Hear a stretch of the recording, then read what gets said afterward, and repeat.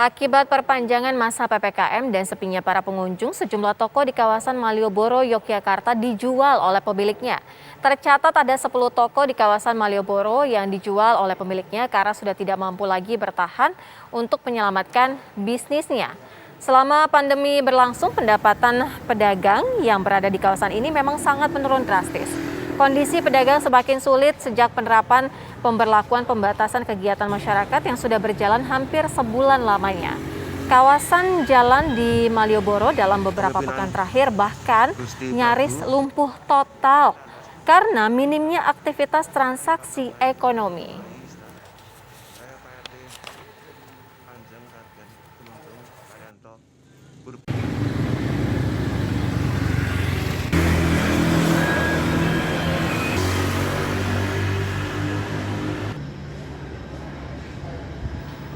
Pemirsa, lalu seperti apa situasi terkini di Malioboro, Yogyakarta? Kami ajak Anda langsung bergabung bersama rekan kami, ada Arga Dumadi yang akan mengabarkan.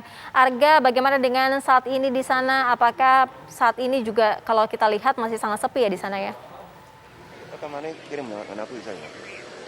Ya, Syira dan pemirsa, kami kabarkan kepada Anda bahwa seperti sudah disampaikan sebelumnya, ini ternyata dibukanya kembali Malioboro belum menjadi angin segar bagi para pengusaha di kawasan ini.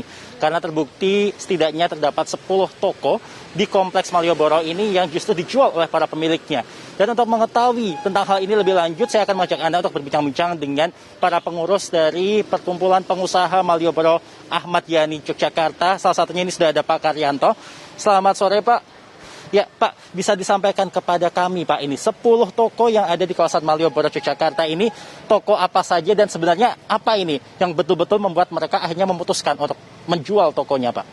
Ada toko Inti Aroma, ya, ada toko Dallas, ya, ada toko Miami, dan beberapa toko lainnya itu sudah tidak kuat menanggung kerugian akibat terlalu banyak peraturan di Malioboro dan Ayani. Lagi pula jalan tutup jam 6 sore sampai jam 9 malam, sehingga banyak pengusaha gulung tikar saya tidak kuat menghadapi kenyataan gitu. Untuk menghidupi usaha mereka merasa pinjam uang dari bank dengan bunga yang lumayan. Sekarang berhubung toko-toko sepi, pengusaha-pengusaha tidak mampu melunasi uang utang dari bank-bank tersebut, akhirnya toko-toko dijual. Mohon pada Bapak Gubernur Daerah Istimewa Yogyakarta dan pemerintah pusat bisa membantu mengatasi bantuan kepada para pemilik pengusaha Malioboro dan Ayani supaya bisa diberi bantuan. Oleh karena kami sudah tidak kuat sekali. Ya, baik. Dan ini juga ada anggota dari organisasi yang sama juga. Ini kami ingin menanyakan, sebenarnya kalau untuk cara bertahan dari awal pandemi sampai saat ini, hingga akhirnya ada yang gulung tikar ini, sebenarnya apa saja yang sudah dilakukan selain meminjam uang di bank begitu, Pak? Ya, beberapa toko memang sudah melakukan efisiensi, misalnya di listrik, kemudian di masalah jumlah tenaga kerja. Tapi kami memang berharap supaya pemerintah membantu kami, terutama yang sektor non-kritikal dan non-esensial. Kami tutup selama 3 minggu ini cukup berat bagi kami. Ribuan karyawan kami juga mengalami hal yang sama. Jadi hendaknya bantuan untuk subsidi gaji karyawan jangan hanya diberikan kepada yang memiliki keanggotaan BPJS Ketenagakerjaan. Di luar itu masih banyak karyawan yang non-anggota BPJS Ketenagakerjaan membutuhkan bantuan dari pemerintah. Juga pengusaha kecil menengah ini kena semua. Kami mohon dibantu karena kami sudah melakukan efisiensi di berbagai hal, masih cukup berat, Pak. Iya. Dan kemudian sebenarnya kalau dari awal kemudian hingga saat ini pendapatannya ini rata-rata per bulannya berapa sebenarnya? Pendapatan per bulan maksudnya turunnya? Iya, turunnya. Kalau bilang turun mungkin nggak turunnya, tapi terjun bebas ya kalau sekarang udah. Artinya kalau dari sejak pandemi sampai sekarang pendapatan kita yang terutama kami itu tinggal sekitar 10%. 10-20% lah. Kenapa? Karena kita kan sangat-sangat tergantung dengan pendatang atau turis. Sementara kalau seperti saat ini nih, orang mau ke Jogja bagaimana? Apalagi ke Malioboro. Kenapa? Semua jalan disekat. Jalan-jalan disekat, kemudian peraturannya sangat ketat. Sehingga kita sangat-sangat kesulitan. Kalau dikatakan pendapatan turun, bukan lagi turun, tapi itu sudah terjun bebas.